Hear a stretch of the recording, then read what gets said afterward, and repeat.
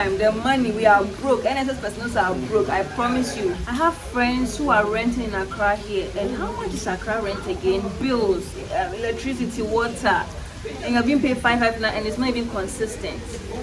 Please, that disgusts me.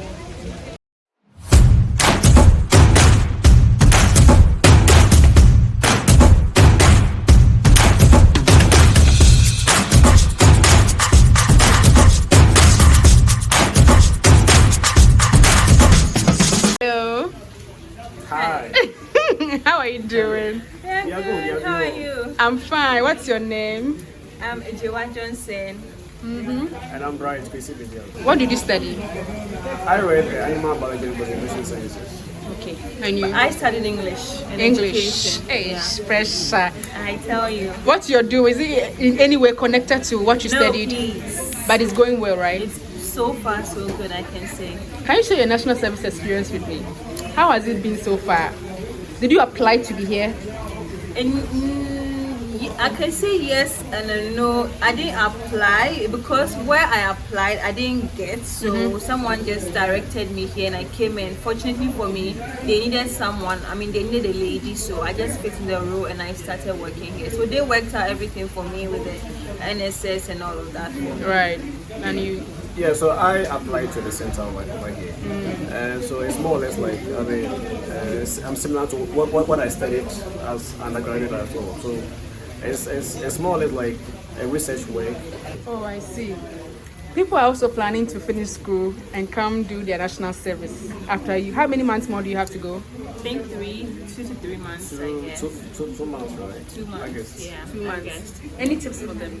The first thing I like to say is that wherever you are being posted to or at, do not expect to do what the permanent staff there are doing. So if you are being posted to, let's say, a school or an institution, whatever it is, to do NSS, don't think you are going there to probably sit in the office. Don't expect anything sweet. I am telling you the truth. Please don't. Is it the same with you? For me, I would say don't be money minded. I mean, don't plan on coming to make money. Just You attend school for 4 years and then you go to your job and you are being asked to do certain things like going to probably buy lunch for everybody at wherever you are doing your NSS. Maybe probably doing dispatch, and if you're not lucky to get a place where there are vehicles, where they can, you have a driver to transport you to wherever you're going, then that means you're going to have to find a way or probably walk. And that is not fair to NSS personnel because we also, number one, humans, let's put that aside, and number two, we are graduates, You don't expect us to do certain things like cleaning and things like that. I mean, you have people for that. So I think that's what I have to say. Are you currently going through something like that? I will not say something like that, but I'm just saying that it is possible that I could be going through that, or it is possible that a friend of mine could be going through that, which is not fair. What have you learned so far? I mean, I've learned a lot. I mean, I've learned more about administrative work, honestly, and I'm so glad. I mean, doing my service. Yeah, that is very true. We've actually learned a lot. We know how to put up a print, administrative work, like process grants, disbursement forms, like things we didn't know before. If I say we've not learned a lot, we have learned a lot, and we are glad and grateful. And also, let's say we had the opportunity to learn from people who are actually doing the job. So we are just lucky. But I hope everybody else or everyone else out there is going through the same thing or had the same opportunity to learn, because to spend 1 whole year and you've not learned anything, I mean, when you go out there, what are you going to do? You understand me? So we are lucky enough to actually learn a lot. Administrative work. In terms of dressing, if someone was just posted to where you are doing service now, what advice do you have for the person in terms of dressing?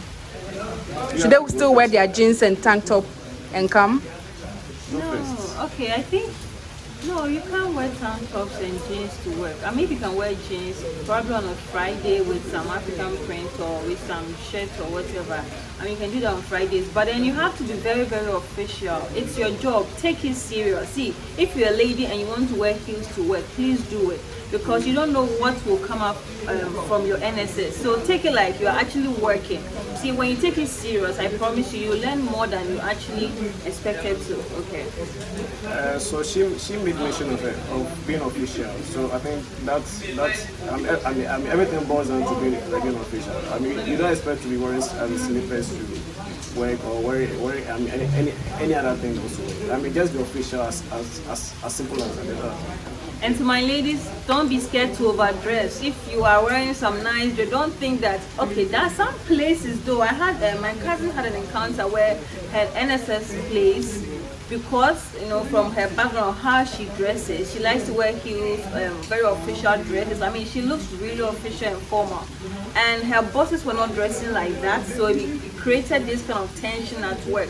But she still went ahead anyway, because that is you. So don't be scared to think that, oh, if you dress too much. No, it's your job. If you had your own job, how are you going to dress to your job? Were you going to wear jeans and tank tops to work? You wouldn't do that. So take it very serious. Okay. In terms of the National Service Secretariat, anything you are dealing with that you think the government can also look into that and help? The money, it doesn't come. It doesn't come on time. The money, we are broke. NSS personnel are broke, I promise you. There's no NSS personnel you ask out there to even lend you say 50 cedis. If he or she gets it for you, it means that, you know, getting it from somewhere else. But from the NSS money, please, NSS personnel are broke.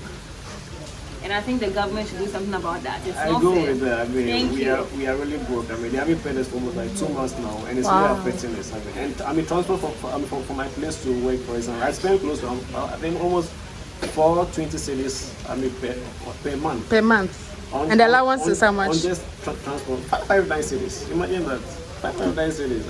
And we are going through a lot. So yes, we need the government to actually like come in and make sure our monies are paid on time at least.